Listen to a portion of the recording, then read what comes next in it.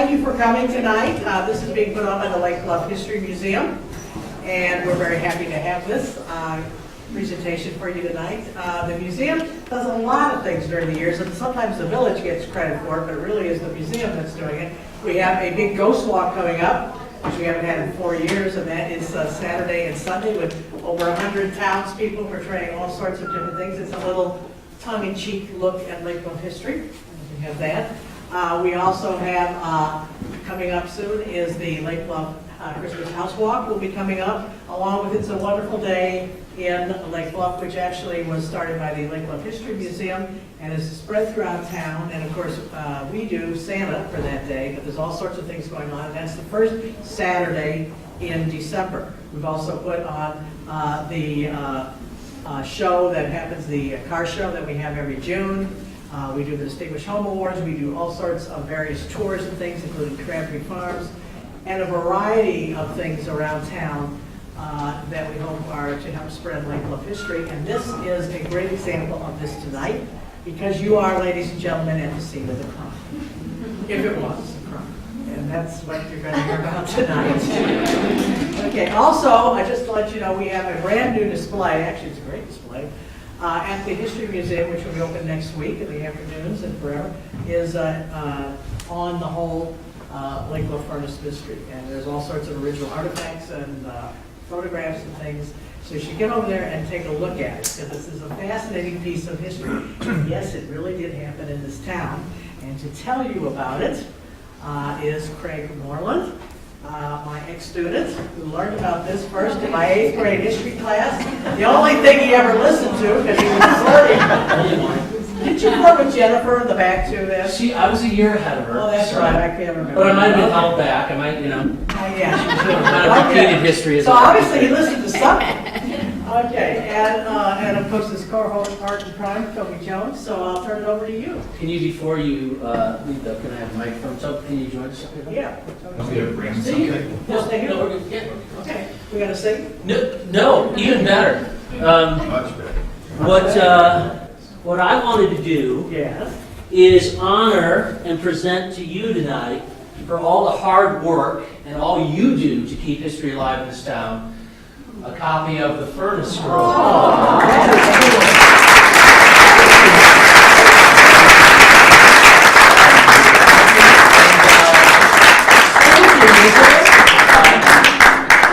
It's hard to impress her, and when she first saw the cover that Philip Ross, who's sitting in the back, put together, she's like, I want a copy of that, I want a copy of that, I want a poster. And I thought, gosh, she never asked for anything. So we've been wanting to give that to you for a while. So And thanks, Philip. Give it up for a great Yeah.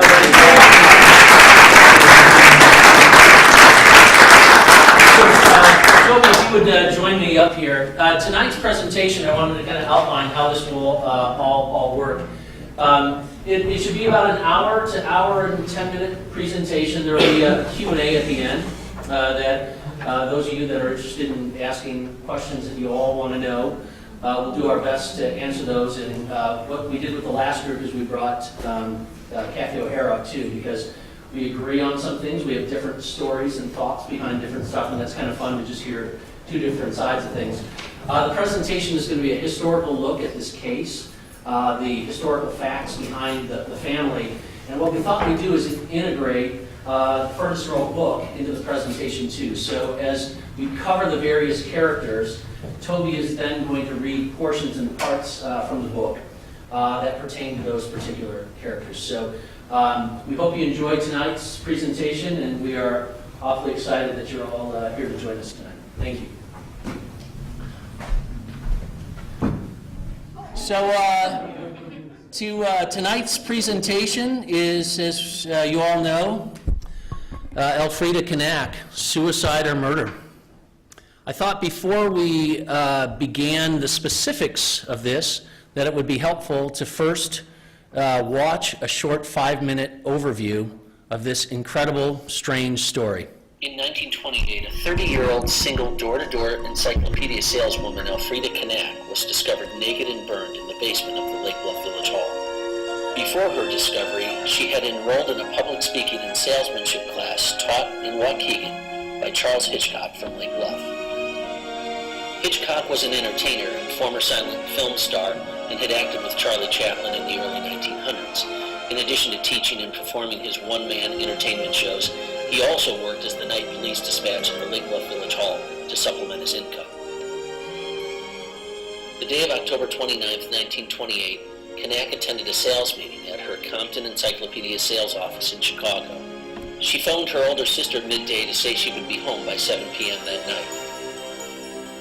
She took an electric North Shore Line train home, arriving at the Highland Park train station, where she would normally then take a bus from Highland Park to Deerfield, where she lived. After a long delay, she learns the bus she was to take home had broken down. Without phoning home, she made 2 mysterious calls from the station, checked her carrying bag with the station attendant, and then purchased a round-trip ticket to Lake Bluff from Highland Park. At 7 a.m. the next morning, Chris Lewis, a Lake Bluff Village maintenance man, and Barney Rosenhagen, the police chief, arrive at the village hall. After descending to the basement to relight the furnace which had gone out, Lewis discovers Knaak burned and leaning against the furnace, naked. Knaak was immediately transported to the hospital in Lake Forest. Dehydrated and severely burned, she tells doctors and nurses she had entered the village hall through a door left open in the back of the building, and then decided to burn herself for spiritual purity, to show her devotion to the night police dispatch, Charles Hitchcock, to whom she communicated with and was spiritually in love with. She tells staff and family she had tried to escape the building after the self-burning, but the door she had entered had since been mysteriously locked from the outside, and she could not get out. State's Attorney A.V. Smith and Waukegan Sheriff Lawrence Doolittle are called to assist with the case. A.V. Smith enlists the help of Detective George Hargrave from Chicago. When it is later learned that Knaak is a former student of Hitchcock's, he is questioned, but denies any involvement, saying he had broke his ankle the week before and was off duty at home that night. Additional suspects begin to surface. James Kelly, a Lake Forest chauffeur, comes forward and confesses he burned Miss Knaak and left her to die. A letter arrives from Chicago to Smith's office from another, claiming he is a reincarnated Egyptian priest and assisted Knaak with the burning, but escaped the scene. Yet another suspect surfaces after Miss Knaak's diaries found by family members in her room reveal some sort of romantic relationship with a woman from Libertyville. Knaak succumbs to her injuries and dies November 2nd, 4 days after arriving at the hospital. The coroner's inquest is held at the Waukegan courthouse 2 weeks later to determine the cause of death. Knaak's brothers listen that day in disbelief as Hitchcock is cleared of any wrongdoing. The Knaak family, suspecting foul play based on things Elfrieda said to them while at the hospital, hired Detective George Hargrave for their own independent investigation. Hitchcock, though not charged for any crime, is asked to resign his position at the police department based on his suspicious relationship to Miss Knaak.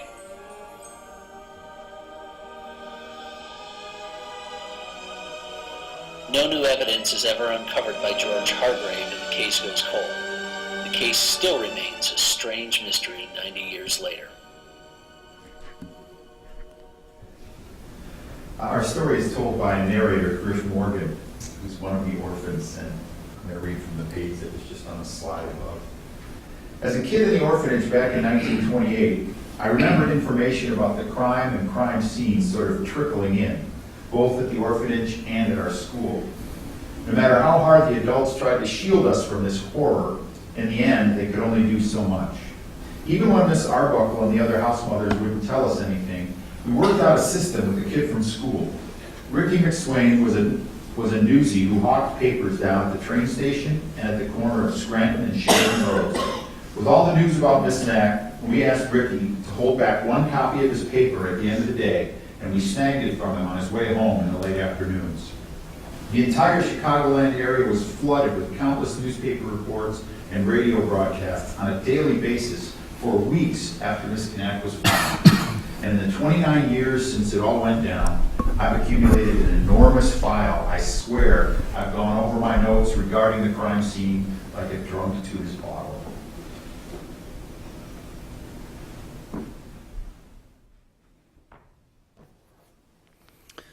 So, We start our little journey tonight in this incredibly strange and bizarre story. My first is a disclaimer about tonight, and that is this. I am not an expert, but what I can share with you is the background and the things that I want to keep in mind, that I want you to keep in mind about tonight's performance in this case. The first is that this particular case was completely, oftentimes, misread and misinterpreted, and a lot of that had to do with all the newspapers that were sensationalized rags at that time that repeated wrong information. And as facts and details got picked up on the AP, those then got spread to further newspapers around the country. So as part of the disclaimer, I would tell you in the articles that I've read in my research, I've seen Elfrieda's name spelled with an A, A-L-F-R-E-D-A. I've seen it as Alfred with no A. Chris Lewis, or Christ Lewis, who discovered her first, I've seen his name spelled Lewis as L-E-W-I-S and also as L-O-U-S. The Knaak name spelled just N-A-C-K, I've seen it as K-N-A-K. I've seen her age listed as 28, 29, and 30 years of age, and I think part of the reason why many of these details were mixed up with those numbers was those three numbers are often confused because she was discovered on the 29th. She was 30 when this happened, and this happened in 1928. So those numbers are inevitably mixed up all the time.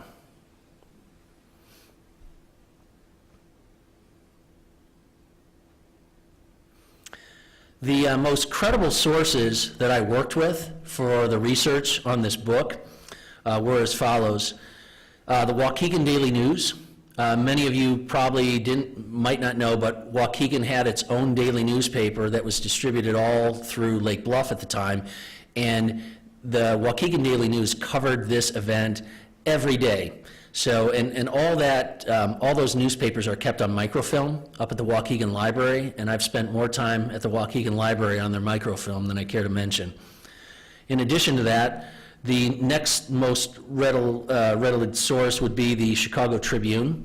I kind of had a person on the inside there that I'll talk about a little bit later who provided a lot of historical pictures that were used for the book, but this also, I would say, provided the most accurate information in addition to the Waukegan Daily News.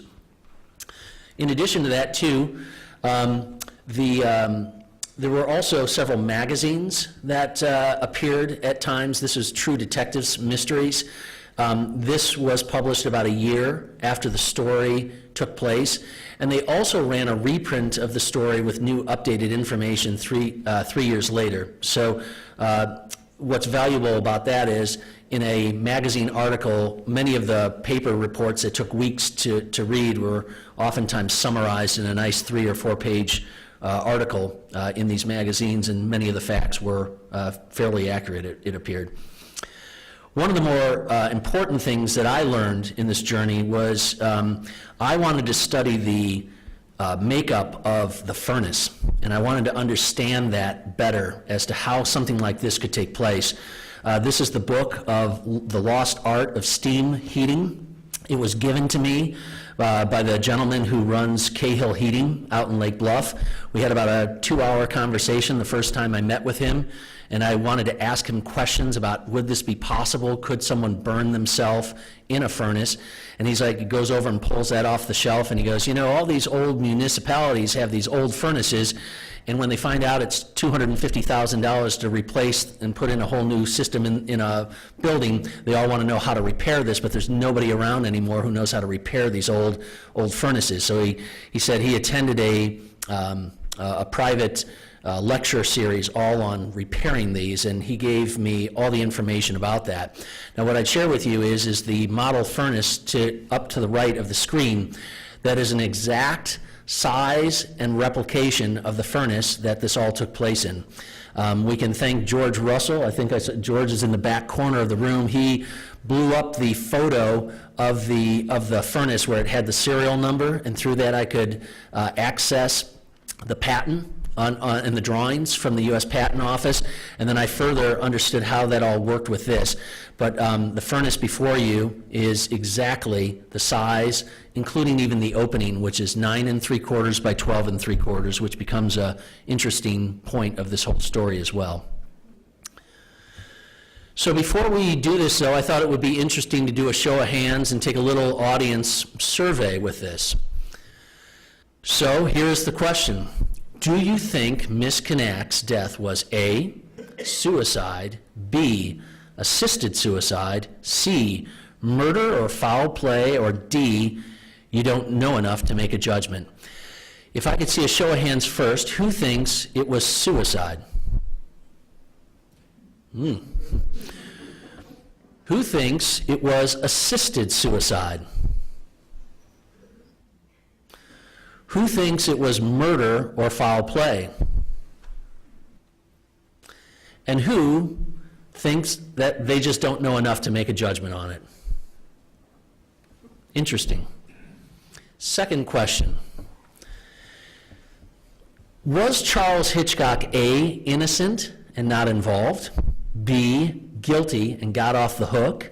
C, don't know enough to make a judgment? Who thinks it's A, innocent and not involved?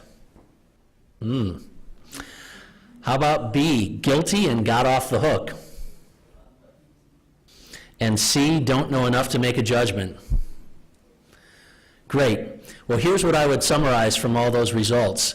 I think you're all going to really enjoy the Q&A at the end, because as I'm seeing the responses, there's clearly the majority of this audience doesn't have enough information to make an educated decision, and I hope with what I share tonight, you'll become a lot more interested in this. So I want to provide everyone a better understanding to all the characters that are in this mystery. I also would like to debunk any of the urban myths about this case, and I have to tell you, it's why when I first, even before when I first heard about this case through Miss O'Hara's class, I remember coming home and telling my mom about this, right, that we're studying this in middle school, and she goes, oh, you mean the woman who got all cut up and stuffed in the furnace? And that is the urban myth of this whole thing. She was never cut up, but that's how things get misinterpreted and then become fact after a while. I thought it would be important also to understand a little bit of the history of the Knaak family. And if you notice, one of the disclaimers I need to mention is for 15 years I've been calling them the Knaak family. I've always thought, just like the word knock, that is not that way, but I was recently, in the last month and a half, informed that it's actually pronounced Knaak. So several times tonight you'll probably hear me mix up. If you hear me say Knaak, I apologize, but the family name is pronounced Knaak. For 3 years, I've been trying to find a descendant and relative of this family. And I'm going to share a little secret with you with one of my techniques on how to find people. One of the things I do is I use Ancestry.com to track down folks. And over the last 5 years, I've had several folks who have been at the Lake Bluff Children's Home or orphanage that are seeking out their birth parents, and they reach out to me because I tend to know a lot of how to find that information out. And one of my sneaky tricks that I use is I set up fake trees on Ancestry.com. If you know the birth date and death dates, or date of death of particular relatives, you can create a tree as if you're a family member. And then what happens is, if you're not familiar, if you look at that tree, and that is the Knaak tree that I set up, it'll put little leaves or little hints in that corner. What those leaves mean is there's something within the system that has found records. It could be a military record or a medical record, a death certificate. It also can mean that there is a link to somebody else out there in the world who has a family tree related to this relative. So by doing that, then you can connect and send messages to those relatives. So by setting up this fake tree, what that did was provide me about 5 different families who then were related to Elfrieda Knaak, where they have set up their own family trees. I need to ask, and I don't know if she is here, is you are here. So Tammy, okay, we finally meet. I'm so glad you made it. So after 3 years of searching a month and a half ago, I finally found a Knaak relative. And she is here all the way from Iowa tonight. She drove here to be at this presentation. I'd like her to stand up. This is Tammy Sandercock. Tammy, can you stand up?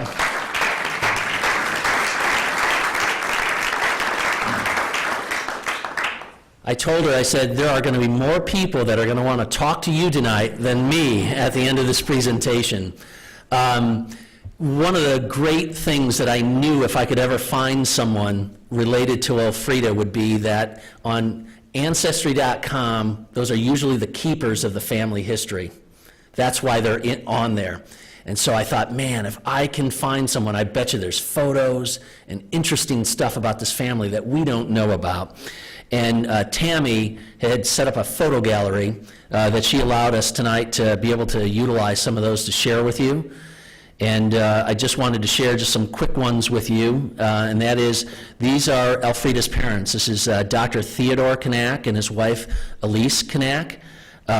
They were primarily in Chicago. He was a physician there and was mainly known back when the smallpox epidemic swept through the city as the king of smallpox due to how much he helped the needy and those that were poor during that time period.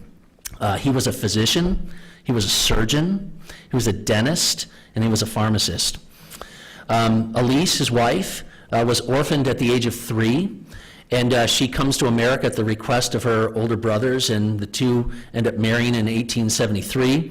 He moves his family from Chicago to Deerfield. He ends up in 1884 buying the first lot, which he then puts the Deerfield Pharmacy in, which is this building. And the Deerfield Pharmacy was the first drugstore in Deerfield. It sold chocolate, toys, dishes, cut glass. They installed the first soda fountain, made their own ice cream. Also had a store in the back that the public could borrow books at a nominal cost, though I am pretty sure the Furnace Girl was not available in their library. They were Lutherans and very serious about their faith, and I think that plays very big into this story, and I think it's worth mentioning. I also want to share this really interesting photo too. This is if you were standing at Waukegan Road and looking east to Deerfield Road, that is what you would see. The Knaak Pharmacy was the only structure on that corner at that time. Like where that is would be like where the Chipotle is in Deerfield now. So little different look than before. So with that, we have our main character, Elfrieda Grace Knaak, and with that begins our first reading by Toby. Chapter 14 is entitled A Complex Character and has that picture on it. And again, this is Griff Morgan, the 12-year-old orphan boy narrating. The first time I met Miss Elfrieda Knaak was in early February of 1928. It was Friday afternoon, just after school, when I saw her trudging up the steps of the Mackey Memorial Building, lugging a big case of books behind her. I ran from the steps of Wads over to his sister. "May I help you, ma'am?" I asked, reaching for the box before she could even reply. "Well, what a gentleman you are," she said, smiling and releasing her grip on the heavy case. "Now you let me get the door for you," she said. I nodded and followed her in. "You'll be wanting to see Miss Arbuckle, ma'am," I offered, heading down the same hallway my mother had brought Betty and me to back in November. And skipping ahead. Less than a week later, we would all have a chance to get a much fuller picture of Elfrieda Knaak, for Miss Arbuckle had arranged for her to come back to LPO on a Thursday night for what she called cultural enhancement. In walked Miss Elfrieda Knaak, followed by Miss Arbuckle, who held the door for her. Every eye in the room was on the radiant Miss Knaak. Her brown hair was shoulder length and curled under, with her bangs pulled around to the back of the ribbon.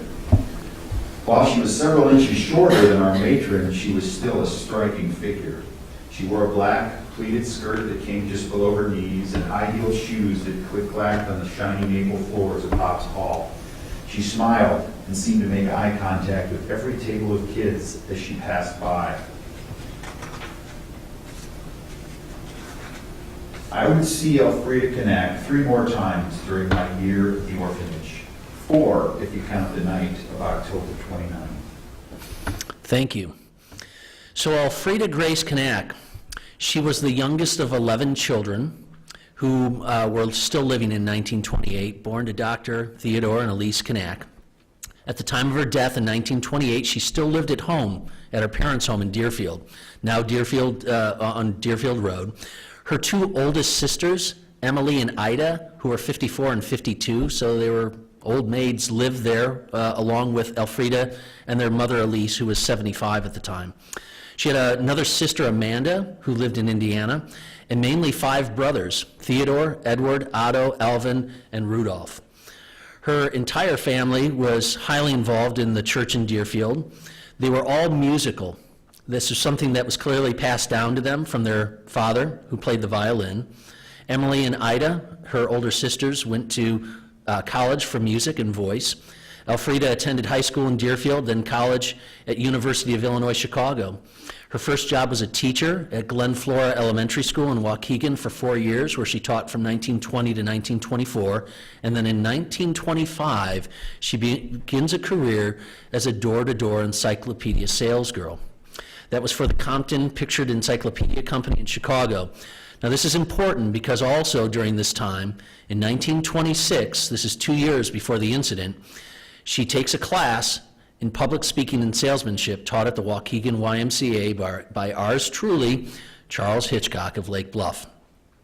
Now, in a time where many women did not work, she was clearly a confident woman, working in her day in sales, which was mainly a man's job. She taught Sunday school at her church. She worked part-time for her brother at the pharmacy. And based on her diaries, which we'll talk more about later, that were found in her room, she clearly was very spiritual. She had a bit of a secret life going on connected to her spiritualism and faith pertaining to purification by fire, which we'll talk about, and also seemed to have a very strange relationship that seemed to be a bit romantic with a married woman who she met in Libertyville while selling encyclopedias. The next important character in this story is our good friend, Charles Hitchcock. Toby? So Griff's first encounter with Charles Hitchcock comes when he and a few other orphans are driven from Lake Bluff out to Waukegan for swimming lessons. And they come into the Waukegan YMCA on a Wednesday night, and this is what they see. We walked up the half-dozen concrete steps and quickly realized we wouldn't be alone in this building. The hallways were bustling with activity. A steady stream of adults wearing the kind of clothes I was used to seeing in church poured into room 23. Men and women from their 20s all the way up to their 40s were moving back and forth in the crowded hallways. And as Johnny D, who's one of his orphan friends, points out, the gals far outnumber the guys. Knox was quick to reply, maybe we should take that class. He eyed a tall brunette with a long blue coat and a matching purse, which of course is Elfrieda. One of our adult chaperones, Mr. Lacey, sensed our excitement and called us over to him just beyond the room we passed. You guys want to see a real-life movie star? He asked. We all looked at each other, not sure what to make of his offer. Are you trying to pull one over on us? Johnny D said, glaring at our bald and bearded chaperone. Just then, a man in a charcoal suit with silver pinstripes came around the corner. He walked purposefully, theatrically, as if he were aware that all eyes were upon him. He had silver gray hair and deep-set blue-gray eyes. Mr. Lacey dipped his head down and to the right, gesturing toward the compelling man. That, boys, said our chaperone, is none other than Mr. Charles Hitchcock, star of stage and screen. Watching the man strut into his packed classroom, none of us doubted what Mr. Lacey had said anymore. He entered in a strong but measured gait, running the fingertips of his left hand over the edge of the long oak desk at the front of his classroom. This Charles Hitchcock was in constant but controlled motion, and he seemed to give off some sort of energy that hypnotized his entire class and all of us as well. On your feet, ladies and gentlemen, let us begin with our vowel sounds. No lazy lips, jaws open fully from here, he instructed, grabbing his own jaw from just under the ears, and begin. I was mesmerized and wanted to drop out of swimming to take Mr. Hitchcock's class, without any idea what he was even teaching. But Mr. Lacey had continued on down the hall, and I raced to catch up. I got there just in time to hear the end of Homer's question. Is he really a movie star? Not only is that man really a movie star, Homer, but he has spent a significant amount of his life in Lake Bluff. Lacey continued. He and his wife lived just a couple blocks from the orphanage, right down the street from the village hall, in fact. Billy Knox asked. We're in Lake Bluff. Did he go to our school? Billy O'Neill inquired. Boys, Mr. Lacey smiled. I can show you the very house Mr. Hitchcock lives in now, he said, stroking his black beard. We were heading down another set of stairs, and I could smell the pool steam. And yes, Billy, I believe that the movie star did attend at least one of the Lake Bluff schools, but back then everybody finished up at Shields Township High over in Deerfield. Well, if he's such a big movie star, what's he doing teaching some night class at the YMCA, Johnny asked.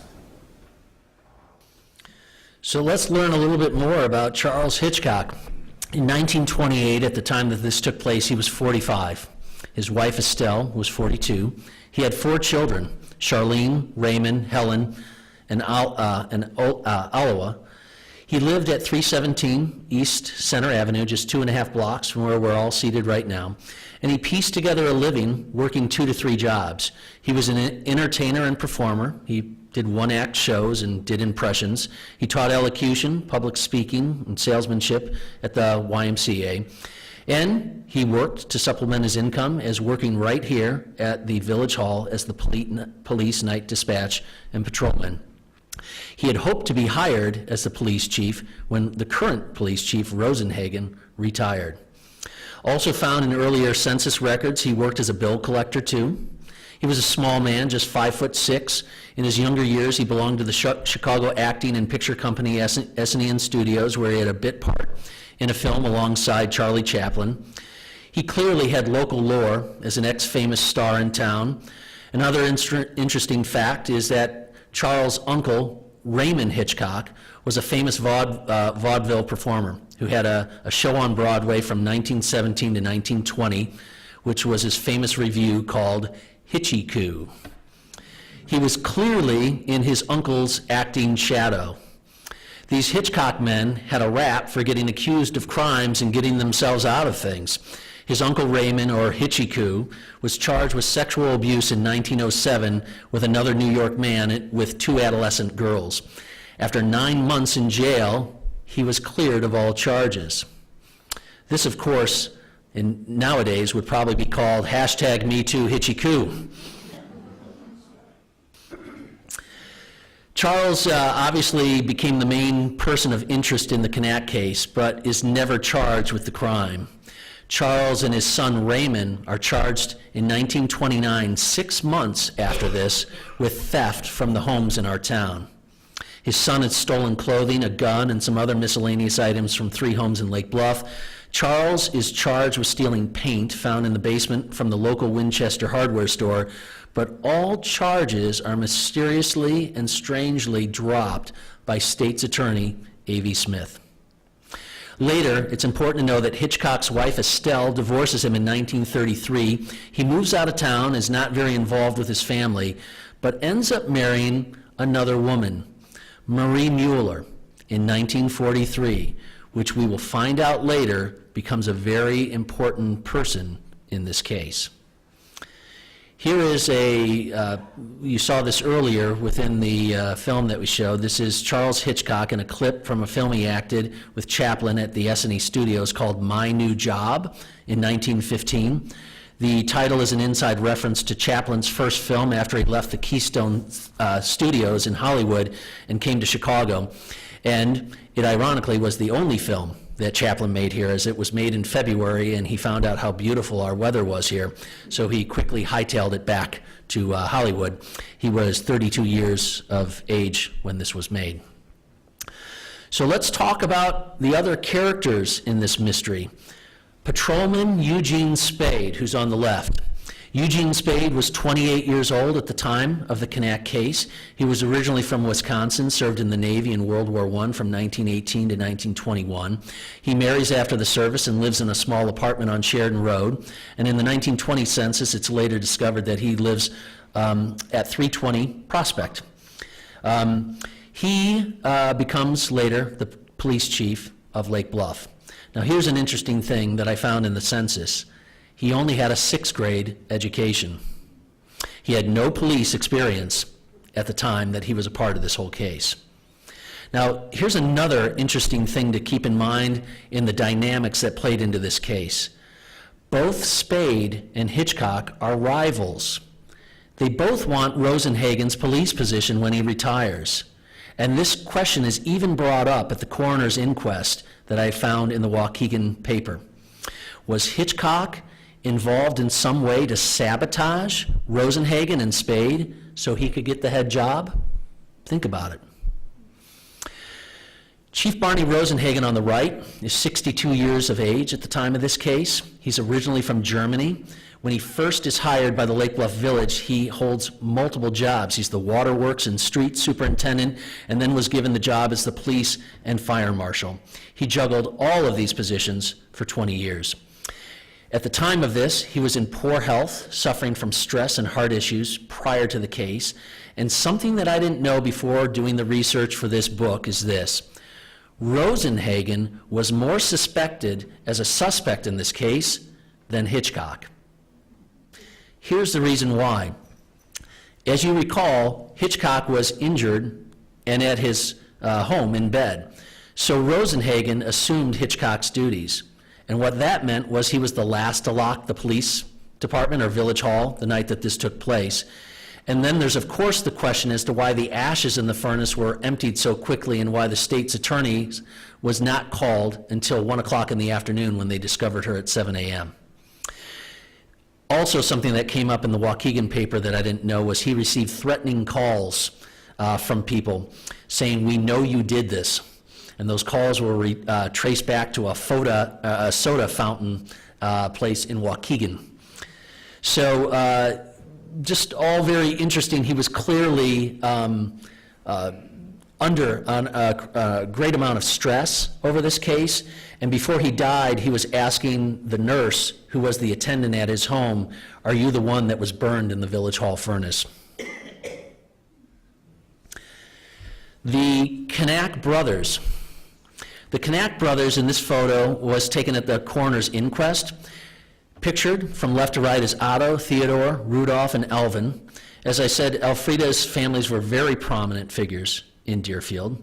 Theodore graduated from U of I, School of Pharmacy in 1902, and ran the pharmacy in 1907 that his father had started until it merged and became the Knaak Ford Pharmacy in the 1950s. Rudolph ran the Deerfield filling station, and Alvin worked as the Deerfield village clerk. So you had 3 brothers that all were in town, all prominent figures and all employed and running businesses within that town. About the only name that's missing from this group is Simon, because if you had that, then you had the entire Chipmunk group. You had Simon, Theodore, and Alvin. Now, I wanted to share with you the interesting story behind this photo that you're looking at. This was buried in a box in the Chicago Tribune in the archive files. About 1.5 years ago, the Chicago Tribune, out of the blue, decided to run a story on the Knaak case, and it appeared in the Sunday paper. And I remember taking a picture of it and texting it to Toby going, "Can you believe this? How did they happen to run this right now?" So I put an email out to the reporter that covered the story. He responded back and said, "You know, the story was actually given to me by our historical photo archivist, Mary Ann Mather. Here's her information." So I reached out to Mary Ann and I said, "Mary Ann, I've been working on this book for the last 2 years. How did you just happen to decide to run this story?" And she shared with me that she is down in the dungeon or the basement of the Tribune every day, digging up old pictures for stories they need. And she said it looks a lot like that scene from Raiders of the Lost Ark, that last scene where you see all the boxes stacked all the way to the ceiling with files and files. And she said there was one box that she kept walking past for 3 years on about the 4th shelf that said, "Knaak Murder." And so she said, I finally decided one day to get up on a ladder and pull it down and see what was in. And when I did, I couldn't believe what I was reading and brought it to the reporters and said, "We've got to do a story on this." Now, upon hearing that, my question was this: Mary Ann, how can I get down and look at what's in that box? I'm like, please, can I see what's in there? And she said, let me check with my editors, we'll see what we can do. Well, about a month later, after exchanging emails and phone, she responded back, my editor won't let you do that. She is not going to let you come down. That's Tribune information, and that's all I can tell you. And I said, that is incredibly disheartening. And she said, but Craig, I have a way in which I'm going to share this with you. And I said, yes. Now you have to realize I've been sharing information with her about stuff she didn't know about the story, stuff that you'd have to know if you lived here in Lake Bluff, and some of the stories that happened afterwards. So she became my person on the inside. So when the Tribune ran this story, they ran it with one photo in the print version, but on the online version, they ran 3 photos. They had a photo gallery that was set up. And she goes, you know, Craig, what I'm going to do is I'm going to add more pictures of that photo gallery that are in the box, right? So that photo gallery went from 3 to 7, and then I'd call her with more information and ask her about someone else, and then it went to about 17. And if you currently now go onto the Chicago Tribune website and Google Furnace Girl Death, Lake Bluff, that current gallery is 23 photos that she put up from the box so that we could all have these, and that actually that these photos could be used in the book to tell the story. Really super helpful. For a small fee. Yeah, it was the most important, the most expensive part of the book, but that's another story. So Luella Rowe, a.k.a. B. Locke, who is this character in this mystery? Well, 2 weeks after the coroner's inquest in mid-November, the Knaak family are cleaning out Elfrieda's room and her belongings when they come across several articles that make them very suspicious of foul play. The first is a book, Christ in You. Second are diaries documenting appointments and lessons with Charles Hitchcock. And the third are some strange letters in some sort of writing relationship with a woman calling herself B. Locke. Now, Elfrieda had clearly gone to Libertyville via the electric interurban train that went from Lake Bluff out west of here to Libertyville, and she had sold some woman some books there. And this woman was going to return them when Elfrieda clearly put the hard sell on her to keep her what she had had from buyer's remorse. In this letter, it reads as follows. And this is from Luella to Elfrieda. When you called me the other morning, I had the books ready to ship, but when I started to seal them up, I burst out crying before I knew the real reason for it. But the reason was this: those books seemed to be a part of you. Then the phone rang, and it was you. You were not talking like Fritzy, but a cold businesswoman. I couldn't say a word. Guess you noticed it. However, I unpacked the books. I kept them because they were what brought you into my life. I will try to think more of them and less of you. So they will always be Fritzy to me. There's no harm in true love, darling, and that's all I can offer you. I must sign off before someone comes and disturbs me, trusting that you will come again when you can. Lovingly, B. Locke.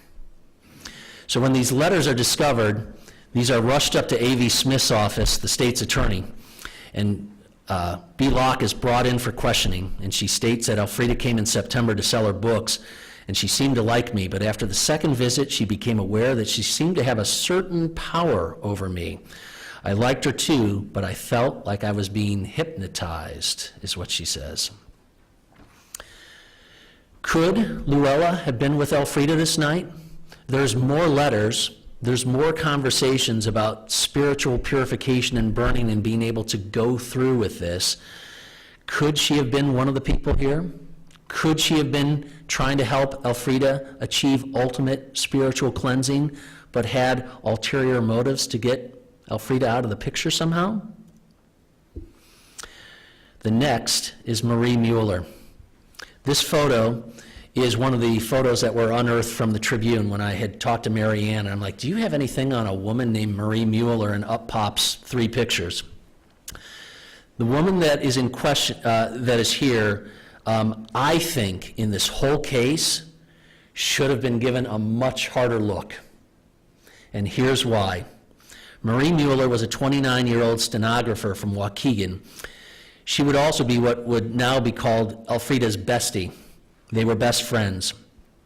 Marie took the course with Elfrieda with Hitchcock, and they both were infatuated with him. Now, how do we know this? Well, because after Estelle and Charles' divorce in 1933, guess who Charles marries? That's right, you guessed it, Elfrieda's best friend, Marie, in front of you. Now, Marie's niece was contacted with the History Museum a few years back, and she shared what I would consider some shattering information. When Marie's niece pressed her about the story about Uncle Charles and his connection to Miss Knaak, she replied, now, interestingly enough, we were both in love with him. And she also replies that Marie knew that an affair with Elfrieda and Charles was going on, but she would constantly try to she constantly tried to compete in that by calling him and writing him. She was very jealous of Elfrieda's affair with Charles. She once told her, I know who did it. Charles was my beloved God, and I will never tell anyone about it. Think about it. Is this who was possibly with Elfrieda the night that she entered into the building that you're now sitting within? Did she have an ulterior motive?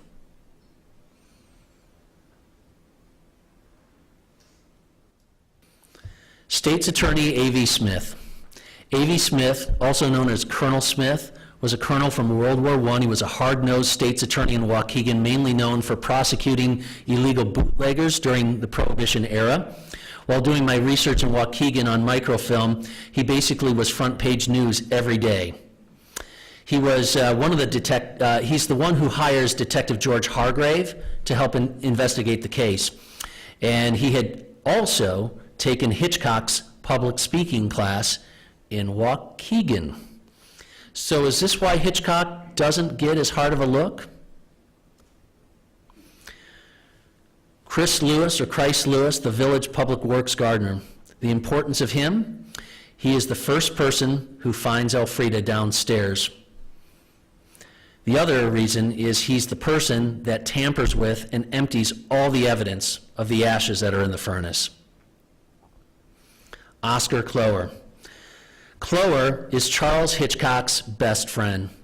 The two performed in the city of Chicago as entertainers in the early 1900s when they were in their 20s and 30s. He played the violin. He lived on Prospect just down the way from Hitchcock. They both moved to Lake Bluff at the same time. And his importance is he stops by to have a drink with Hitchcock around 9 p.m. the night that Estelle, Hitchcock's wife, leaves to go to work. So he is Hitchcock's alibi. Clower, as a fellow entertainer, had said that he had been companioning Charles the night that Elfrieda was burned. And I didn't mention this to the other group, but what was interesting was he ends up being brought in for questioning, and at the time he realizes that now he is being accused of potentially being involved with this. And he collapses in his car out front of the village hall and says, I have no alibi, this is the end, and has to be rushed to his house. Arza McVeigh, a.k.a. James Kelly. Kelly was a chauffeur from Lake Forest and also an Army deserter. He flees Texas, where he's extradited back to Waukegan.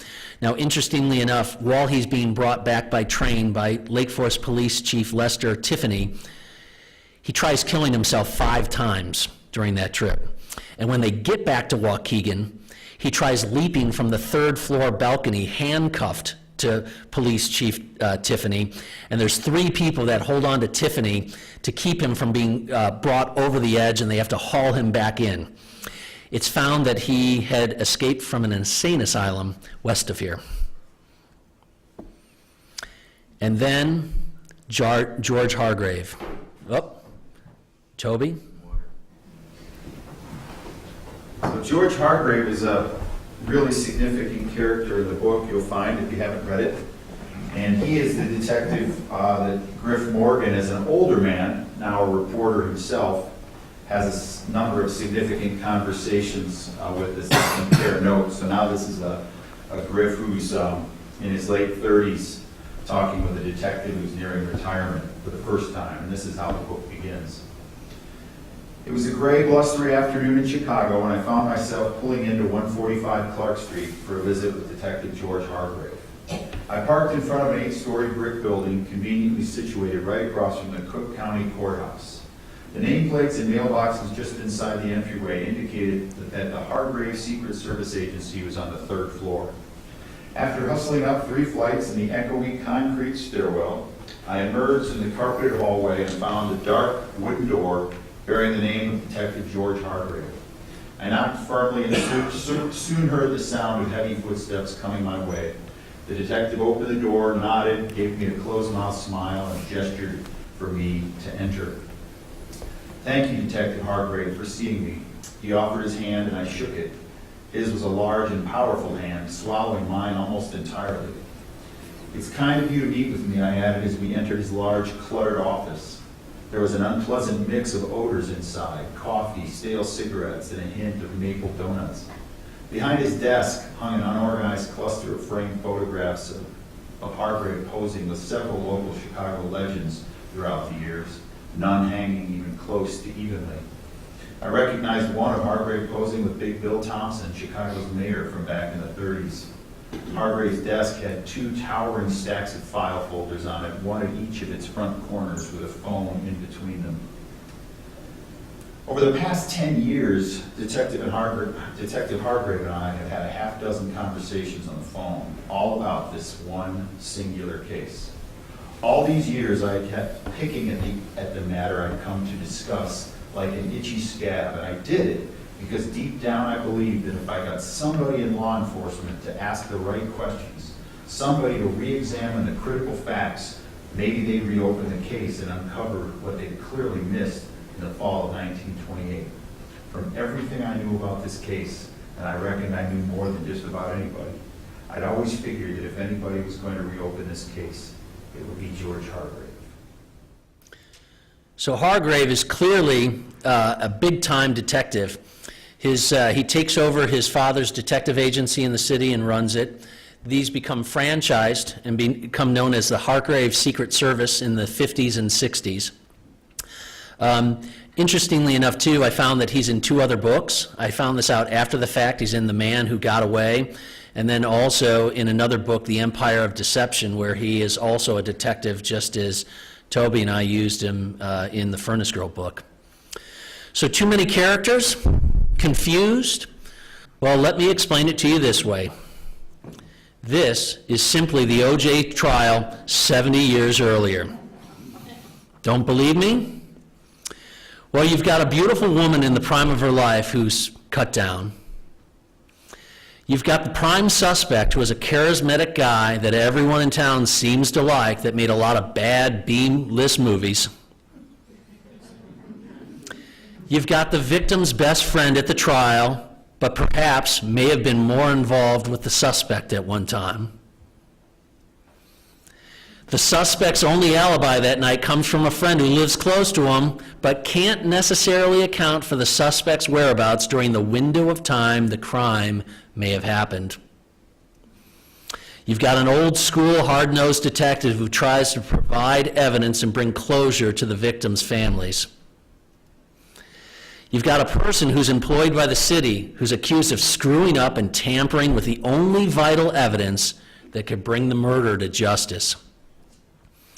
And you've got the victim's family that can't believe the prime suspect gets off the hook, who is guilty of murder.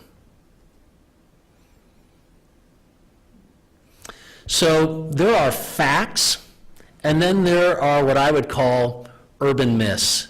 And I wanted to cover some of those with you because, as I was told, when I first was told this story by my mother, Knaak had been cut up and thrown in the furnace in the village hall, which was clearly urban legend that even my mom knew nothing about. So it was first reported that she had been beaten and struck with a hot poker across the back of her neck. And I wanted to mention that what was later determined was that she hadn't been beaten, that they felt that the red mark that was across the back of her neck came from whether she was being assisted or whether she was doing this herself. having her neck against the edge of the furnace. And if you look at the furnace and you look at how that's set up with the mouth of that, you can see that if you were trying to insert your head in, and if you leaned back, and if you sat in that position long enough, you would have a burn across the back of your neck. But of course, that led to the glamour and the sensationalism of the story that she'd been struck with a hot poker, which was incorrect. In addition to that, she was a current student of Hitchcock and was taking sales classes with him. Again, that is incorrect. She had taken classes with him 2 years earlier. She was not a current student of Hitchcock, but her records indicate that she was clearly involved with him and kept contact with him and would stop by time to time, but she wasn't a current student. She had a key to the village hall given to her by Hitchcock. Now, here is my theory on this, and we have conflicting views on this by other folks, and that is there was never a key found, not by investigators, not by family members, and if you find an article that someone said that, I would love to read it. Here's where I think this came from. First, she told family members and nurses when she's first brought to the hospital 2 different things. She said she gained access because she got through an open door, but then she later changes her story and says she had a key. Why? Well, maybe by saying the door was left open, she thought that might get Charles Hitchcock in trouble because, again, he's in charge of security of the building, right? But was that such a good excuse? Because maybe giving a key would be worse. A key was never found, and I think where this also came from was J. Howard Wood, who was the editor of the Chicago Tribune, who lived in Lake Bluff. His obituary and during his eulogy at his funeral service, there was a fellow reporter, his buddy, who talked about his life. And at that eulogy, it was said that during this case, he had snuck into the Knaak's Elfrieda's bedroom, found a key, and that's how the key was discovered. Now, again, I know this is being recorded for public watching, so I'm going to use the term BS on that. If a key was actually found, that would have been in any articles that were written after this case. That would have been a crucial piece of evidence. And yet, those True Detective magazines, some that were written 3 years later, would have contained that. Initially a key was thought to have been in her possession, nothing was found, but then one later turned up at the house. That never appears in anything later. I think these are 2 reporters, and I'm sorry, Mr. Wood, for saying this, who are fabricating a story and sensationalizing something. She lived at home with her family, her 2 sisters, and keep in mind, at the time of this craziness, there were reporters parked on the village hall on the front lawn at her home. There is no way anyone would be sneaking into a house, and more so, her diaries and her letters were not unearthed until the middle of November by her family members when they're cleaning out her stuff. So you're telling me a reporter gets into a house that he knows nothing about, finds a key somewhere hidden within her stuff that family members don't find until 2 weeks later? BS. Also, it was said that she had been burned or electrocuted elsewhere and dragged to the village hall to die. Now, where this comes from is that before she told everyone at the hospital she had done this to herself, everyone naturally speculated that she had been beaten. I mean, how else would someone be naked and burned in the basement of a public building? In the post-mortem discussion, where the physicians at Victory Memorial Hospital discussed the findings, Dr. Beasley weighed in on the autopsy and said that her burns resembled those that he had seen from high-voltage victims of when they're bursting veins in the body from electrocution situations within the World War. And another physician agreed that that seemed right, and so that just became fact at that point. But beyond those 2 physicians, there's nothing that ever showed of any type of electrocution. Burns don't bleed. This is also disproven. If you touch your stove at home, you're right, you get a blister, it forms, it doesn't bleed. But when you have a 3rd-degree burn, that's an entirely different story. What happens with that is your nerve endings are deadened or killed when you have a burn that bad. And when she says in the hospital that she feels no pain, that was part of the equation. She was feeling no pain because her nerve endings from these burns on her feet and hands were gone. And if you would walk on feet that had been severely burned with third-degree burns, feeling no pain, trying to escape a building, you would leave bloody footprints up a staircase. In addition to that, too, if there was also this speculation that the footprints weren't hers, but here's what I'd ask. Who else's were they then? I mean, no one else would have bloody footprints from something like that unless they themselves had been burned. There's also, with foul play, as that she couldn't do this to herself, as she would not have been able to withstand the pain. And as I just said, I believe this is true. I don't think Miss Knaak could have done all this by herself, but I think she was assisted, and I think she might have had a little bit of help from someone else. Keep in mind these other little facts about the pain aspect of this. Her family owned a drugstore, and it was the 1920s, everybody. Common things like morphine and cocaine were in cough syrup and in Coca-Cola and in toothache powder. They were all accessible, so if someone had the idea to think to try this for spiritual purification but was maybe worried or concerned but needed a little courage, that was available to her. Another thing that has not been brought up in any articles but was brought up by my furnace guy that I spoke with was this theory, and I think it's an unbelievably excellent thought. Coal fume intoxication. We all know about carbon monoxide. We know the effects of that it's the sleeper and the killer. But long ago, when everyone had coal furnaces in their homes, there were people that died from coal fume intoxication. Now think about this. If you have a young girl who's thinking about spiritually purifying herself, but maybe can't go through with it, but is thinking of this act, and she's got her head stuck in that furnace that you see in front of you for 3 minutes, 5 minutes, 10 minutes, but maybe not laying her head down on the coals because she doesn't know if she can go through with this herself, she would have had coal asphyxiation. That changes the mental status of your brain. It causes confusion, and it causes fainting. She says repeatedly at the hospital, I did this to myself. So what did this mean? At face value, it seems like she's saying, I did this to myself. But think for a second here what this could also mean. Who here has been involved in a stupid situation where you did something wrong with another person, and afterwards you say when you're talking to others, I did this to myself, right?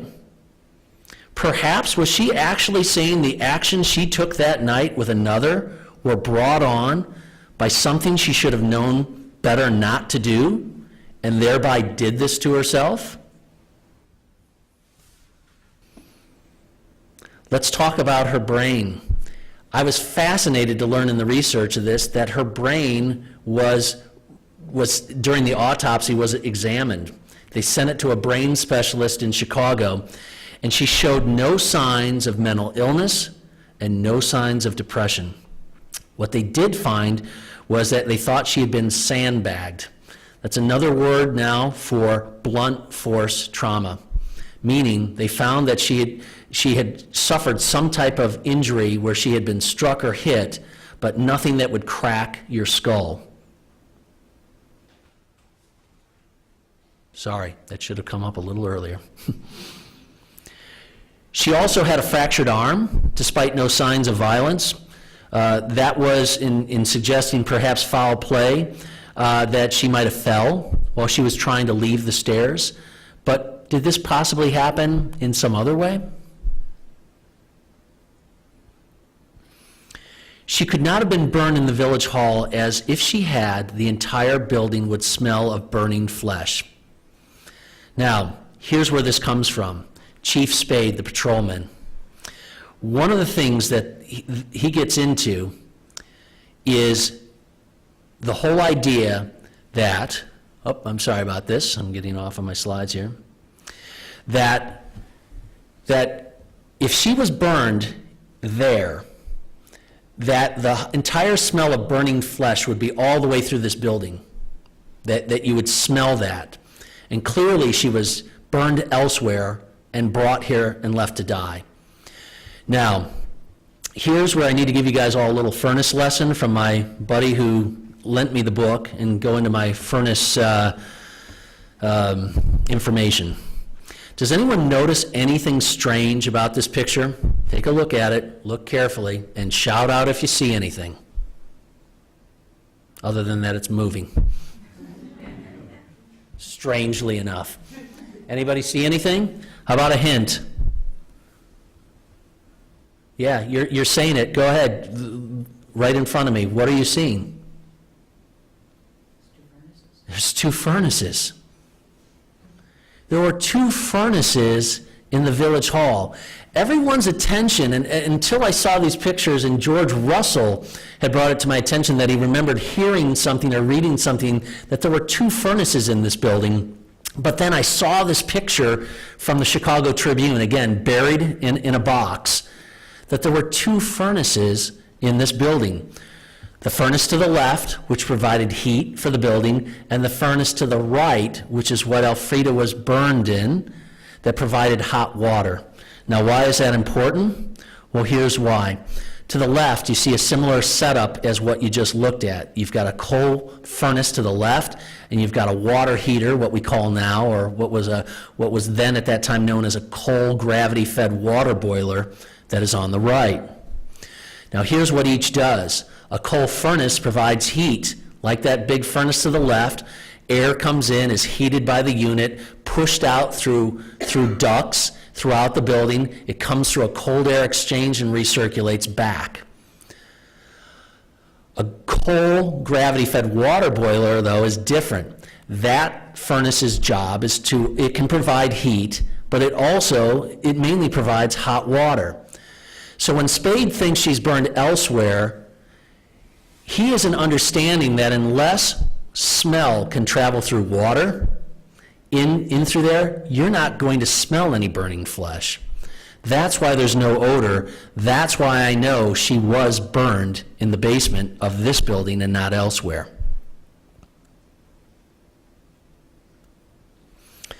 Her blue coat was missing. How did it vanish? So she's seen leaving the Compton Book Company after her talk with her sales associates, and she's wearing a blue coat, but none is ever found. Where did it go? Was someone who helped her in this rite of spiritual passage the one that took it?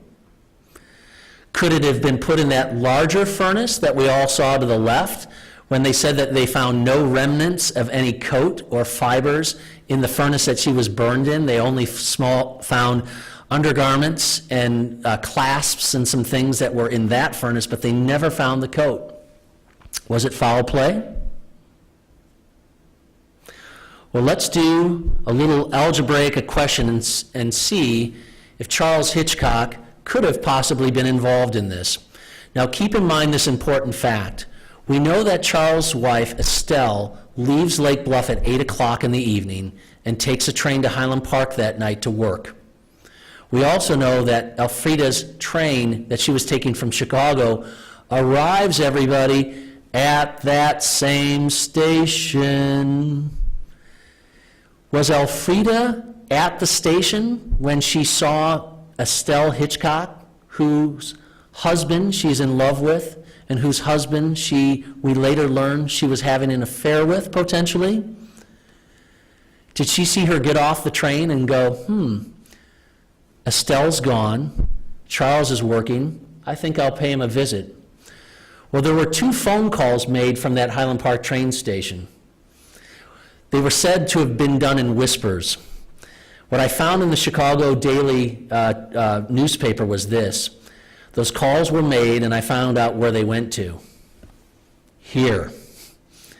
The 2 calls that Elfrieda made that night were made from the Highland Park train station and were unanswered and went to the Lake Bluff Village Hall. So she clearly was calling here to see if Charles was here. Now, here's the next question. She bought a round-trip ticket. If you're coming here to sacrifice or to conduct suicide, why waste the money on the extra trip back, everybody? It makes absolutely no sense. Now, she said in the papers that when she came here, her original intention wasn't to do this, that she decided once she got here. But was there foul play? Well, let's do an algebraic question for all you math detectives. Are you ready? If you have two trains, Train A carrying Hitchcock's wife Estelle traveling south at 26 miles an hour and arriving in Highland Park around 8, and Train B carrying Hitchcock's mistress, who may have seen Estelle Hitchcock at the time at that same station, as she is delayed because her bus is broken down, and she tries phoning that man at the Village Hall to see if she can stop by. If that mistress's train leaves Highland Park at 26 miles per hour at 8:30, what time does that man intersect with that mistress right here? Is it A, 10:45 p.m., B, 11:08, C, 11:52, or is it all the above? What are some guesses? Who thinks A? Who thinks B? Who thinks C? Who thinks all the above? Yeah, you know, if you guessed D, all the above, you're correct, because see, here's the thing. Hitchcock's buddy stops by at 10 o'clock and leaves, but there is a 2.5-hour window, like some other prime suspect from a short while ago, whose whereabouts are unknown. Estelle doesn't return home until 12:30 that night. Charles' best friend leaves his home at 10 o'clock. There are 2.5 hours of time in the evening where Hitchcock's children are asleep and his whereabouts are not confirmed. Was he involved in this? Here's extra credit. Can he make it back home 2 blocks by the time his wife arrives at 12:30, even if on crutches? I'd say yes. So, what about the coroner's jury? This is even more bizarre. Who were they? Well, the first was Dwayne Jackman. He lived on Green Bay Road. There was H.L. Hammer. He was an electrical contractor who lived on McKinley Road in Lake Forest. There was J.E. Fitzgerald. He had a plumbing business in Lake Forest and lived on East Westminster. There was Thomas Eastwood, who lived at 28 Bank Lane and operated a filling station on the Bank Lane property. Now, not pictured and who I couldn't get pictures of were George Anderson, who sold bonds, who lived on Vine in Lake Forest, and John Kreutzberg, who lived on Prospect in Lake Bluff. Now, these were all local guys connected to Lake Bluff, connected to Lake Forest. These guys all viewed her body. They were part of the pre-autopsy findings. How could 4 guys view the extent of her injuries and come to the conclusion that she did this to herself? Was there foul play? Now here's another little interesting tidbit for you history buffs. Look to your left at the beautiful mural. Does anyone know who painted that? Who? Very good. Ellie Borders, the young girl in the back, the student. John Kreutzberg was on the coroner's jury, everybody. That John Kreutzberg was Marguerite Kreutzberg's brother-in-law. So we have this mural painted here, and her brother-in-law was with these guys on the coroner's inquest connected to the Knaak case. What about the chandeliers? That's a children's home story. So the final facts, what all happened to all the evidence? Well, if you don't believe anything else I've said tonight, consider this. When I started on this investigation, roughly 5 years ago, I put in a call to 3 people who all work in Lake County. 2 are judges currently. 1 is an attorney who worked with those 2 judges, and they were all assistant state's attorneys back in the late 90s. I asked them, is there any evidence, can they find the file on this case? It should be in the Lake County State's Attorney's Office. So they put their historical archivist at Lake County on the case.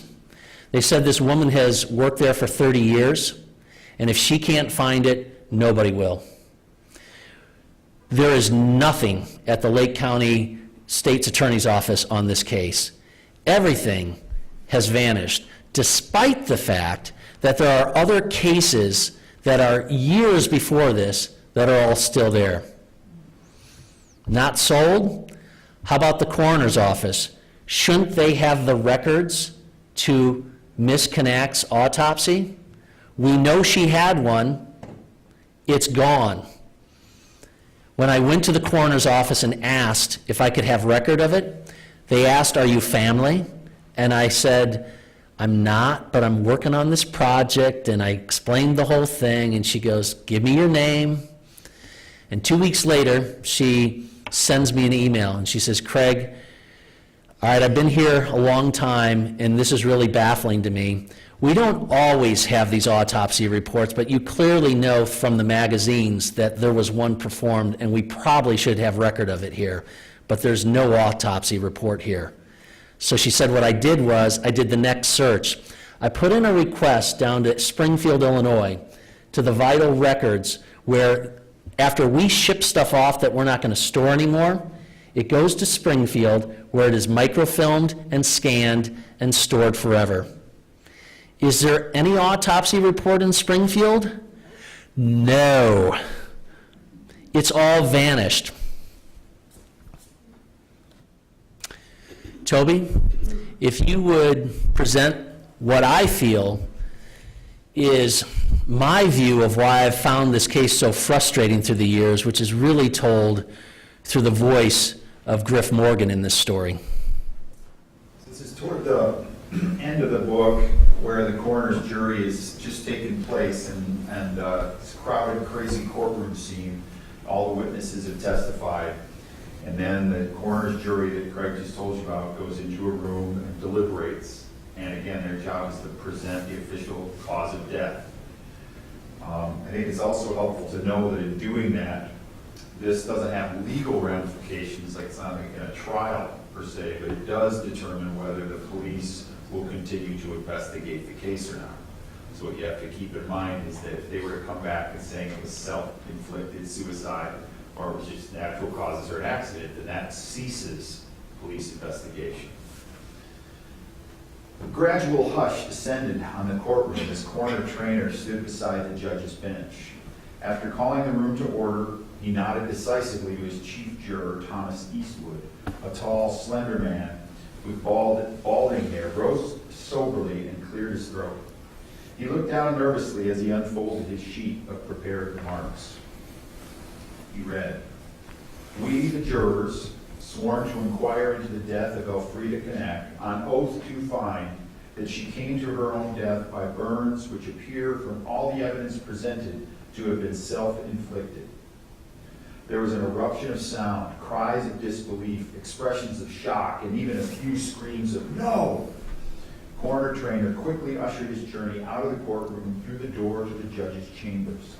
The Knaak family huddled together. Only Otto looked over his shoulder at the chaos around his family and shook his head in obvious disgust. Theodore helped his sisters up from the bench and led them quickly down the packed center aisle, using his long arms to part the bustling throng of observers. Tears were evident on both Ida's and Emily's faces. Rudolph, the youngest Knaak brother, yelled, "What a load of horse manure! How could they think Elfrieda or anyone could do such a thing to herself?" His deep voice carried above the din as his rant continued. "I'd like to see one member of that jury hold his hand on a hot stove for 5 seconds, for Christ's sake." Several minutes later, after the chaotic courtroom had cleared, dozens of reporters crowded around the steps of the Lake County Courthouse, hoping to get a statement from the exiting spectators and witnesses. As the Knaak family emerged, flashbulbs popped and questions flew at them from all sides. Theodore Knaak lifted his long left arm to quiet them. "Please," he screamed. "We have nothing to say at this point except that we find the jury's conclusion preposterous and unacceptable. We have already hired Detective George Hargrave and plan to garner all the resources of the Hargrave Secret Service Agency in order to find the madman who murdered our sister. Now, if you'd all please excuse us and make way, it's been a long and exhausting day." And with that, Theodore, Alvin, Rudolph, and Otto Knaak each put an arm around their sisters and descended the 7 steps of the courthouse. Thank you, Toby. So let's end this with this. We started with a survey at the beginning of the night. Based on the information that you've now learned, A, who thinks this is suicide? Who thinks this was assisted suicide? Who thinks this was foul play or murder? Who still feels they don't have enough to make a decision on that? Theory. Read the book. Read the book is right. We are going to start with our question and answer, but before we do that, if this is not on your radar yet, this case, you're here tonight getting a little sneak on this, but the book has already generated a tremendous amount of national attention. I just got a text yesterday evening that I'm actually going to go to New York on the 1st of November to do a radio show to be interviewed for this case. And in addition to that, WGN's Larry Potash is having a show that airs a week from today. And after you all go to the Lake Bluff History Museum's Ghost Walk on that night, I hope you'll all go home and watch this episode. Larry learned about the story. I've been friends with him for about four or 5 years, but I started talking to him about this story, and he got very inquisitive, and he came this summer and interviewed both Kathy and myself for the episode that is going to air this coming Sunday at 8:30 p.m. This trailer is what, if you tune into WGN, they've been running these all week, and we'll be running it the rest of the week. But you'll probably hear some familiar voices within this.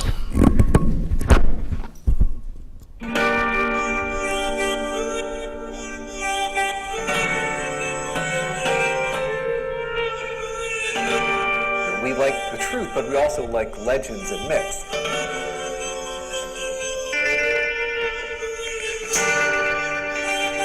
Absolutely shocking beyond belief.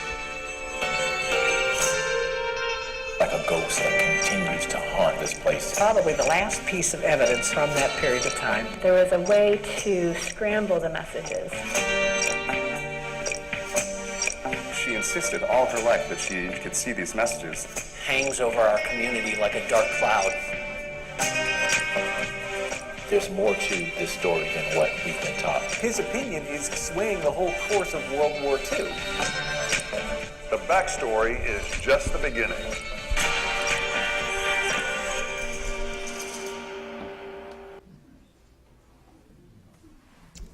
So with that, we are going to start our question and answer. And I know we extended our presentation a little bit longer because we added a couple extra readings or parts from the book that Toby and I agreed with from the first presentation we did earlier, thought should be included in this, and I thought that was a good call. I'd also like to invite Kathy O'Hara up too, which I would say Kathy and I are probably the two folks that probably know and have kind of lived this the longest. So Kathy, if you could join us, and we'll start taking questions if you have any. Yes? Hi Craig, I really enjoyed the book, but I'm a little more confused than I was when I finished the book, as there's no mention of the mob tonight. And I got the impression from the book that it was Griff's conclusion / your conclusion that they were very much part of why and how she died. The question is, the mob plays a big role in the book and it wasn't mentioned tonight. Well, here's why. because a lot of people who are here might not have read the book yet. Okay. Well, there's also some of us who feel the mom was not involved. Yes. Can I ask a question to Tammy? Yes. Send the Do microphone my back best to to do a Tam. Donahue impersonation. Tammy, I don't mean to put you on the spot, but I'm wondering when you first learned about Elfrieda and her demise.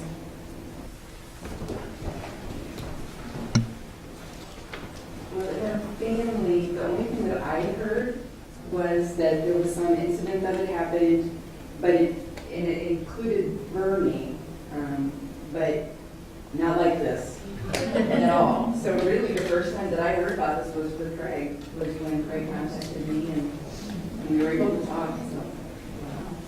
Thank you. So how many of you want to learn a little more about your family history? No, thank you. Any questions? Craig, is there actual evidence that Elfrieda did attend some of the meetings up at Crabtree Farm, WCT? Is there actual evidence that Elfrieda did attend some of the meetings at Crabtree Farm? No. That is the fiction part of the book. But in order to make it a mystery, there had to be connection points. And there's no evidence that she ever helped or assisted at the orphanage, but she needed to be in this boy's life, and he needed to know her in order to understand who she was and what he saw. So you need to take a little creative license when you're doing that to bring three stories together. Now, what I thought was interesting, though, is when Tammy had shared with me the information about her family, I wished I would have known that Elfrieda's mother was orphaned at the age of 3, because I definitely would have included that in the book as a reason as to why she helps at the orphanage, right? She's involved with the church and with children, and she does this because her mom was one of these kids, right? And I was like, rats! I wish I knew that earlier. But that, as kind of a detective and kind of laying things out, I thought would have played nicely to the story. Did they do toxicology reports back in 1928? So the question is, was there toxicology reports back in the 20s? And the answer is no. And we have a pharmacist here too. I know as well. We've had lots of interesting people in the last group and this group, but no, that was not done at that time. And I was actually surprised that they studied her brain. That was, when I read that, I was really surprised by that fact. Because I didn't know, we're all in this whole concussion mode these days, and MRIs and colors, and right? How would they know that? But there were clearly signs that they knew of brains, of abnormal brains. I guess if you think back to Young Frankenstein, that scene, Abby Normal, the brains were, they clearly knew. And she didn't show any of those signs. Yeah. I just noticed in the book you talked about the different real names you used from the orphanage. How, since it really isn't necessarily part of the story, you brought it in. What made you decide to do that and end up using real names? Yeah, so what was the reason behind bringing real names into the story? The truth of the matter is, when the story was being written, I got the 1928 White Pages phone book from the History Museum. I didn't get it. I took pictures of it. Thank you. I didn't take anything out of there, honestly. All this crap is on my phone. I have a separate photo thing that is like 683 pictures of all the articles and all this stuff, because I didn't want to be going there at 2 in the morning when I'm working on stuff. I wanted to look on my phone and be able to pinch and expand and read stuff. So Toby and I had agreed that we wanted to be as true as we could to the story, from the streets to the people that lived here to the people that ran the stores. And the one thing, though, that had to be kind of ditched partway through was I realized when I spoke to a lawyer about this that you really can't use real people in books without their permission. You can use historical figures, which is why Elfrieda can be used. Public figures. I'm sorry, what did I say? No, you're right. You're right, too. It's just another way of understanding it. Yeah. So, anyone, if you're in the news tomorrow and there's a case about you, guess what? Someone can write a book about you. You're now a public figure, right? And you can take some creative license with that. But if you're using Bob Jones or Susie Smith that lives down the street, you can't.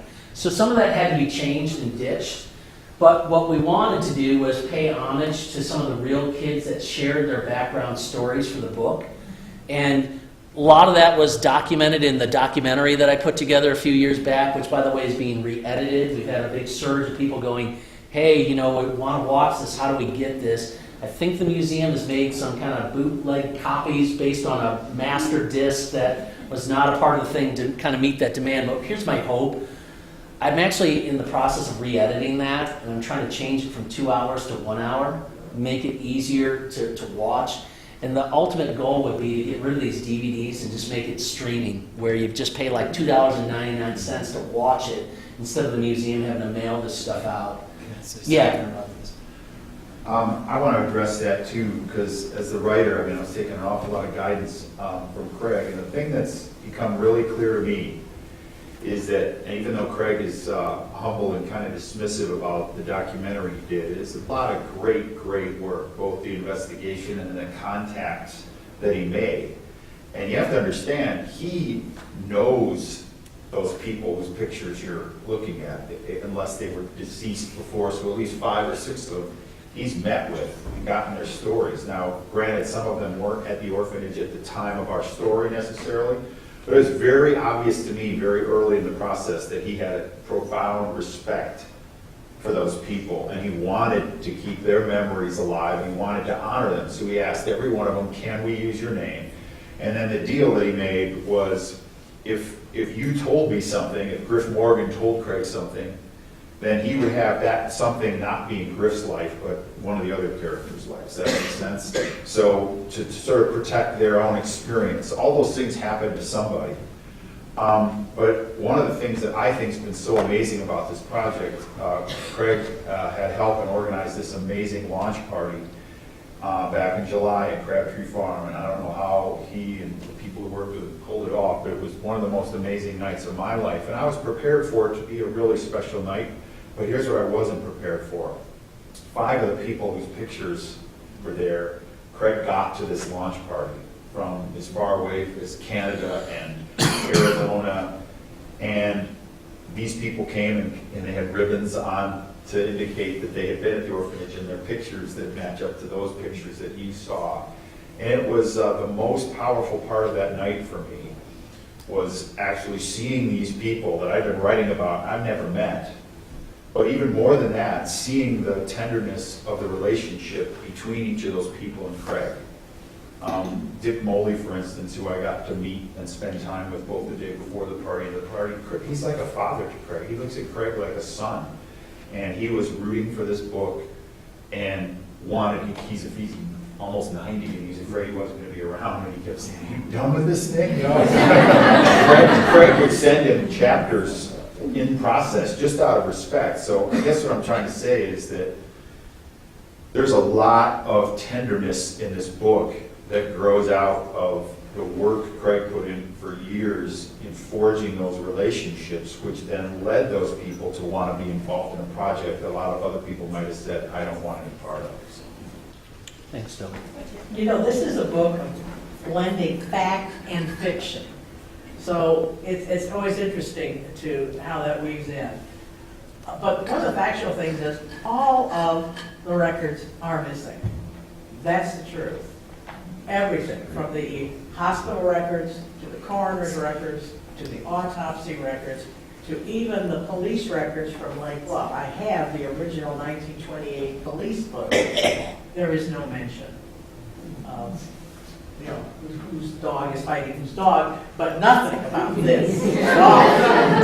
Which comes back to your question about the model. Right. Well, and, right. How you explain that. I mean, Charles Hitchcock can't make that stuff go away. So was he involved with them at all then? Or is that just... What, with the mom? Yes. There is no factual evidence that he was. Do we know that things were probably going on around here? They were certainly for the rest of Lake County. I mean, up until 1928, our policemen got around on bicycles. Okay, so you got to remember, things could have been coming in at the beach, anywhere around at that time. So there is no proof? Are we thinking that things were happening? Yes. We're pretty well sure of what happened with the all the records. Eugene Spade, who became the police chief after Rosenhagen died and Hitchcock was forced to resign, we're pretty sure got all those records. Back in the day, you could do that. I mean, it was the 20s, it was things, and he absolutely believed that was murder, and he was obsessed with trying to find out who did it. So we think that he has the records. His son pretty much said he did, though he died a few years ago, and there's no way we seem to be able to find any of that. But yeah, so you've got a blend of fact and fiction here. Can I see a show of hands? Who's read this? Okay, so the vast majority of you, okay, again, and this is being filmed for cable tonight, and so when I answered your question, Jen, before, I just kind of wanted that spoiler alert that I didn't want folks who haven't read it to have potentially to understand that side of the story. But here's where I'm kind of connecting the dots with this. If you all watch Boardwalk Empire, which I was a giant fan of that show, it's so well done. And if this ever gets made into a film, which is the ultimate goal of this, I don't want it to be a film. I want it to be a series. Because this story is too in-depth to be covered in a 90-minute story. It was so hard for me to do a 5-minute overview of this story. The characters and everyone that's involved, this could be 3 seasons. You could go back in time and tell the Crabtree story before this even takes place and all the strange happenings that were going on there. You could go forward and ahead. And to me, what I learned in Boardwalk Empire is booze wasn't moved in the middle of the day. It was moved in caravans, and it was usually moved at night. And often in milk trucks. And who was in charge at night of the whereabouts of what went on in this town? Who was struggling to piece together a living, working 3 jobs, and would be on the tape to look the other way?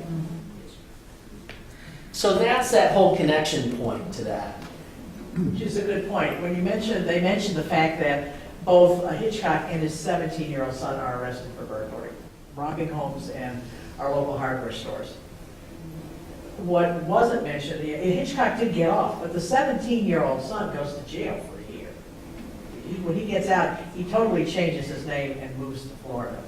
And has nothing to do with his father. Father gets off, great role model. He gets off, 17-year-old kid takes the entire rap. So I mean, you've got some things. Crabtree Farms itself and the whole Duran family that ran it are fascinating because Scott Duran is going to be indicted as an ally of the Capones because he was a sugar broker, and of course sugar is used in the production of alcohol. So he's actually arrested and indicted. Never comes to things. In 1934, the FBI goes to Crabtree Farm looking for Babyface Nelson, who was the public enemy number 1, just after Dillinger was dying. They were looking for him at Crabtree Farms. Now, why would you be doing that if there wasn't some things going on? We also have, thanks to Griffith Grant Lackey, the original 1926 plans to turn part of Crabtree Farms into a casino. Now, you didn't do any of that stuff without Capone or any of that. I mean, there was all sorts of stuff going on. Do we have absolute finite proof? No. Are there just so many things that are happening that kind of make you think somehow there's something going on here in our town? I also want to tell you, too, I had this short, quick story. When I'm doing the research, I read that Babyface Nelson deal. And not only did they go to Crabtree Farm, but they went to Duran's son's house on North Avenue.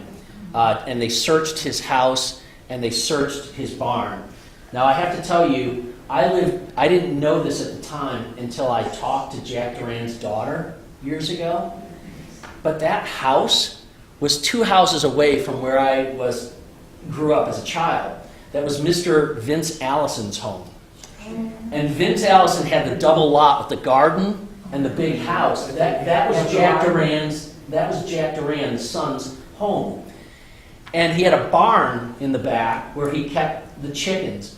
Well, as a kid back in the day when you could have roosters and chickens in Lake Bluff, I took. Okay, I need to watch more Village Board meetings.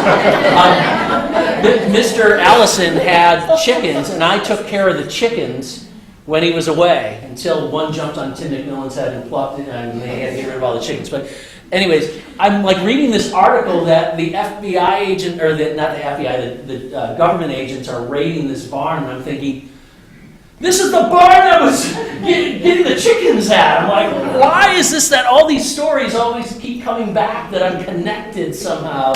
It just was bizarre. Bizarre and strange. Quick question, the state's attorney's like, it was A.B. Smith. Was that Asheville? Yes.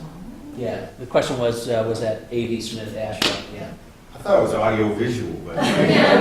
He, by the way, is, I know where all these people are buried too. Interestingly enough, so many of the people and characters in this book are all in Lake Forest Cemetery. Asheville is in Waukegan. He lived in my house. It was what? He lived in my house. Oh, he did? Really? So, since I'm leaving town tomorrow morning, I can do this because Craig hates when I do this. But his dream all along with this has been for it to be a film. He is a filmmaker. A lot of people who've read the book have said it reads kind of like something that could easily be made a screenplay. The chances of that happening for two guys like us are slim to none, right? We both know that. This is a self-published book. It's very hard to sell more than a couple hundred copies of a self-published book. I've done it before. This book is sold somewhere around 1,200 copies now, and I found this out Thursday night. It's the biggest selling self-published book in the history of the Lake Forest bookstore. Thanks to many of you. However, we need to sell a load of these in any way that we can to get enough interest in it for it to be, either picked up by a publisher or grounds for somebody approaching Craig about a film.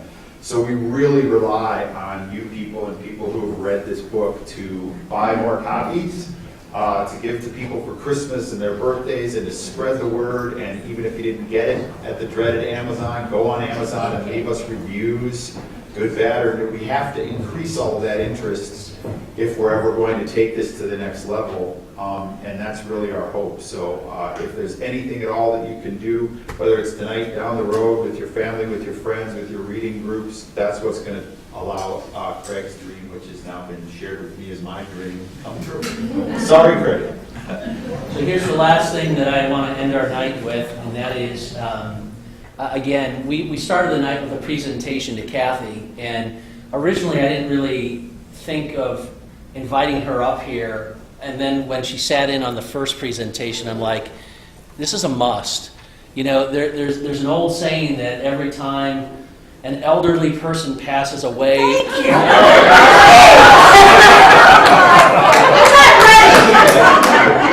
No, that every time an elderly person passes away, a library burns down. And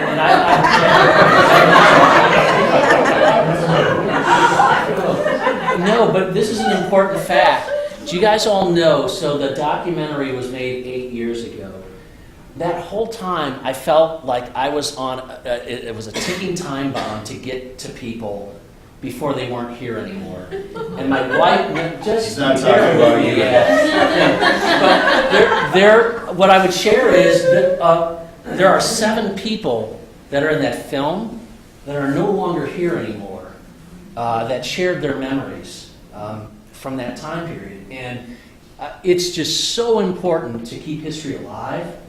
And this is a History Museum event tonight. And I also just don't want you guys to lose sight to remember how important the History Museum is and how important this lady is.